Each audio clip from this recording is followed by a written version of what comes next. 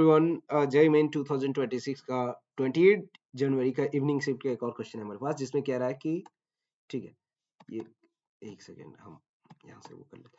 एक alpha particle हमारे पास है एंड ए प्रोटॉन। ठीक है, एक हमारे पास अल्फा पार्टिकल है, एक हमारे पास प्रोटॉन है। ठीक है, हमने मान लिया। Are accelerated in the discharge tube under the same potential difference of two electron. अच्छा, पोटेंशियल डिफरेंस हमें दिया हुआ है। ठीक है, बहुत अच्छी बात है। 200 किलो इलेक्ट्रॉन वोल्ट। ठीक है, the de Broglie wavelength of proton is, ठीक है, de Broglie wavelength of proton is this much times of de Broglie wavelength of alpha. ठीक है, सो अल्फा का अगर ये है तो ये दोनों जो है इतना टाइम से x√2। तो x का वैल्यू पूछ रहा था। ओके, तो इसमें ज्यादा कुछ नहीं करना है, हम लोग अच्छे से जानते हैं डी ब्रोगली वेवलेंथ क्या होता था।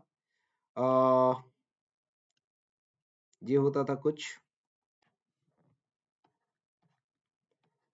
ये h/√2m³ होता था, ये सबको पता है। ठीक है ना, अगर भूल गए तो फिर तो कल्याण हो जाएगा पेपर का, है ना। तो यहाँ से जब आप देखोगे, पहले मैं लेमडा पी निकालता हूँ। तो लेमडा पी के लिए क्या है, ये m जो है मास को रिप्रेजेंट करता है, q जो है चार्ज को, और v जो है पोटेंशियल, यहाँ पे पोटेंशियल डिफरेंस जो दिया है उसकी बात हो रहा है। ठीक है, तो मैं जस्ट वैल्यू पुट कर देता हूँ। ठीक है, मैं h को, क्योंकि यहाँ रेशियो दिया गया है तो यहाँ कैलकुलेशन को कट नहीं करना था। कैलकुलेशन को फास्टर मूव करने के लिए आपको जस्ट इसको ऐसे ही रहने देना है। m मास का प्रोटॉन, m आप ले लो। ठीक है, q जो है चार्ज पे +1 होता है तो q ही रहने देता हूँ, और जो पोटेंशियल को भी मैं रहने देता हूँ ताकि मैं इसको रिलेट कर सकूं। अल्फा पे हम जानते हैं, अल्फा जो होता है 4 टाइम्स मास ऑफ प्रोटॉन होता है, और साथ ही साथ अल्फा पे चार्ज की मैं बात करूँ 2 टाइम्स होता है। चार्ज जो भी हमारे पास q है प्रोटॉन पे, उस पे दोगुना होता है। तो जस्ट ये इतना था। ठीक है, तो अब दिखाता हूँ। ठीक है, अब क्या दिखाता हूँ, लेमडा अल्फा निकाल लो यहाँ से। तो यहाँ पे h/ दोनों का वैल्यू जस्ट पुट कर दो। 2 मास कितना है 4m। ठीक है, और q कितना है, तो q हो जाएगा अल्फा के लिए 2q मल्टीप्लाइड बाई भी मैंने सेम रखा है क्योंकि दोनों के लिए पोटेंशियल डिफरेंस सेम है।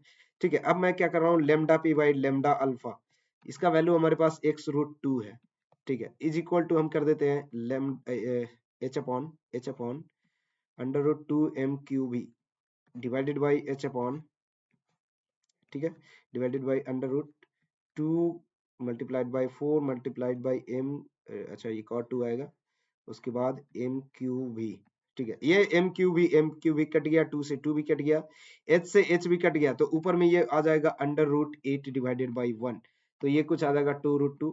सो अगर आप x का कंपैरिजन करो तो ये x√2 इज इक्वल टू, मैं यहाँ पे लिख देता हूँ। ठीक है, ठीक है, मैं एक सेकेंड थोड़ा सा कलर चेंज कर लेता हूँ। x, ओ ये तो दिखाई नहीं दे रहा। ठीक है, चलो वही से वापस वही कलर ले लेता हूँ।